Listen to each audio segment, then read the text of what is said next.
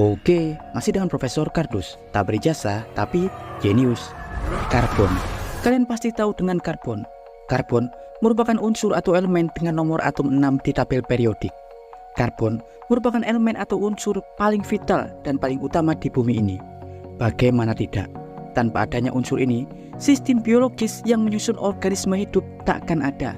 Tak ada karbon, takkan ada kehidupan di bumi. Keunggulan karbon daripada unsur-unsur lain disebabkan oleh kemampuan karbon membentuk ikatan kimia antar atom hingga menyusun molekul strategis, terutama biomolekul setiap organisme, seperti halnya RNA, DNA, protein, glukosa, asam nukleat, karbohidrat, dan ribuan struktur molekul biologis lainnya. Perpaduan ikatan-ikatan antar molekul itulah yang kemudian menyusun sistem kehidupan, seperti organ pada makhluk hidup, manusia, hewan, tumbuhan, dan lain-lain. Atom karbon terdiri dari 6 proton di inti dengan 6 konfigurasi elektron di bagian terluarnya, 2 di kulit bagian dalam, dan 4 di kulit terluarnya. Keberadaan 4 elektron di kulit terluar karbon inilah yang membuat karbon super serbaguna untuk menciptakan berbagai mekanisme molekul lanjutan dalam ikatan kovalen antar elektron.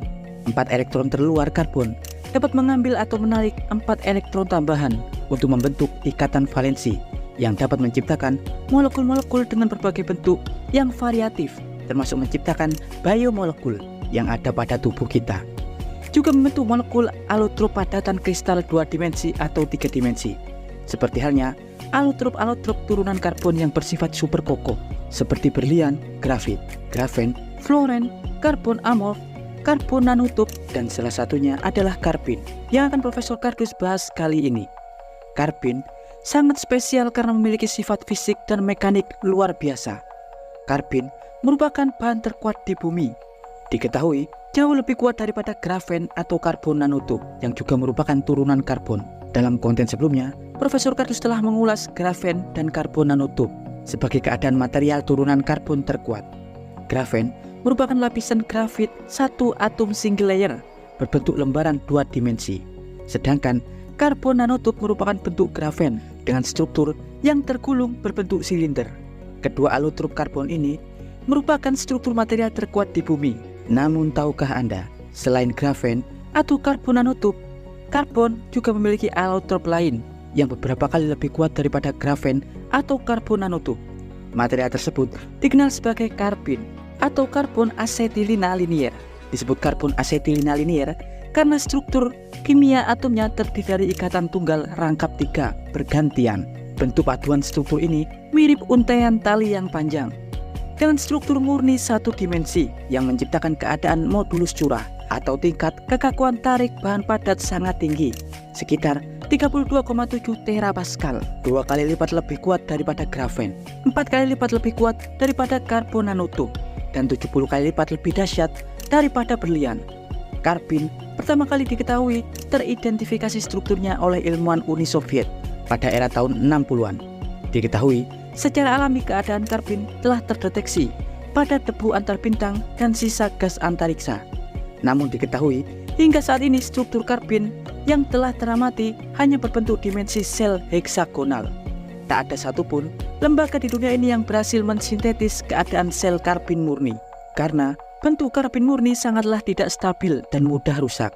Menciptakan dan menyusun sel karbin murni hingga membentuk untaian padat dan panjang super sangat sulit, karena sifat keadaan 1 dimensi karbin benar-benar reaktif dan sangat tidak stabil. Dalam 3 dekade terakhir, beberapa tim eksperimental telah berusaha keras menyusun bentuk rantai atom dalam jumlah besar untuk menciptakan struktur karbin murni. Beberapa di antaranya berhasil membuat rekor untaian rantai atom hingga tersusun dari 40 atom bahkan 100 rantai atom.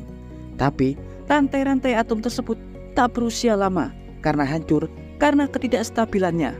Namun pada tahun 2021 lalu, tim ilmuwan di Wina, Austria berhasil menyusun struktur karbin yang cukup stabil hingga dapat menyusun rantai bahkan hingga 6.400 atom karbon.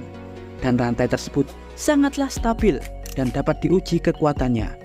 Tapi dalam eksperimen tersebut sebenarnya karbin yang terbentuk bukan karbin yang benar-benar murni, karena karbin murni sangat reaktif dan tidak stabil.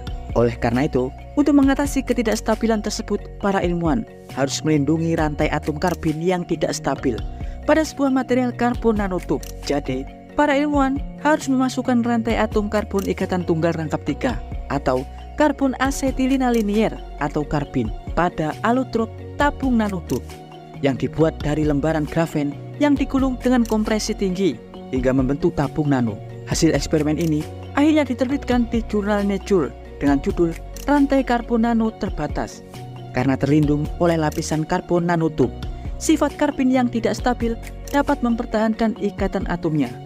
Meski eksperimen ini tidak dapat menciptakan keadaan rantai karbin murni yang stabil, tapi diharapkan hasil eksperimen ini dapat dikembangkan untuk menghasilkan struktur karbin dalam skala besar atau massal di masa depan. Karena selain struktur kekuatan mekanik yang dahsyat, karbin juga memiliki sifat konduktivitas tinggi hingga sangat memungkinkan untuk dimanfaatkan pada teknologi skala nano di masa depan. Ya, dan berikut informasi singkat dari Profesor Kardus tentang karbin, material terkuat di bumi saat ini. Jangan lupa like dan subscribe di channel Profesor Kardus. Tak berijasa, tapi jenius. Profesor Kardus dari Universitas Wina, Austria, mengabarkan.